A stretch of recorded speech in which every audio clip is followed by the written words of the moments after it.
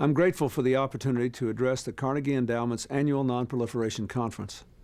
I thank you for coming together again to focus on the crucial task of curbing the spread of weapons of mass destruction. All of you know how serious this challenge is, from North Korea's nuclear and missile programs to ongoing risks that sensitive materials and technologies will spread from the former Soviet Union, including to Iran, to the imperative of bringing China into global non-proliferation regimes, to the continuing need for vigilance against Saddam Hussein. Stemming this tide has been a critical priority for me for 7 years now, and it will be for this year as well. In a few days, I'll travel to South Asia. There are those in the region who hope we will simply accept its nuclear status quo and move on. I will not do that. India and Pakistan have legitimate security concerns, but I'll make clear our view that a nuclear future is a dangerous future for them and for the world. And I'll stress that narrowing our differences on non-proliferation is important in moving toward a broader relationship. I know there are some who have never seen an arms control agreement they liked, because rules can be violated, because perfect verification is impossible, because we can't always count on others to keep their word. Still, I believe we must work to broaden and strengthen verifiable arms agreements. The alternative is a world with no rules, no verification, and no trust at all.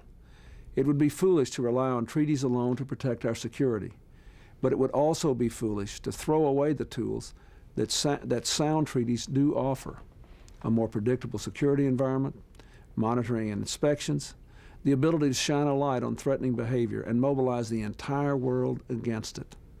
Though this year, we'll work to strengthen the Biological Weapons Convention. We'll increase momentum for universal adherence to the Nuclear Non-Proliferation Treaty. And as to the Comprehensive Test Ban Treaty, I'm determined that last year's unfortunate Senate vote will not be America's last word. With the leadership of General Shalikashvili, we'll work hard this year to build bipartisan support for ratification. I'll continue to call on other nations to forego testing and join the treaty. We must not lose the chance to end nuclear testing forever.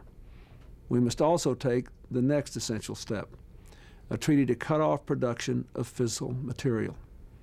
I know this conference will assess the potential impact of our program directed at emerging missile threats, such as from North Korea, Iran, and Iraq. I've stressed that a U.S. decision on a limited missile defense will take into account not only the threat, feasibility, and cost, but also the overall impact on our security and arms control. The ABM Treaty remains important to our security. Today, dealing with dangerous new missile threats is also vital to global security. So we'll continue to work with Russia on how to amend the treaty to permit limited defenses while keeping its central protections.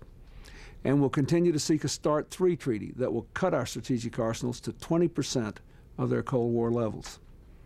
Let me conclude by wishing you a productive meeting. I value your advice, I count on your dedication, and I thank you for all you're doing to build a safer world.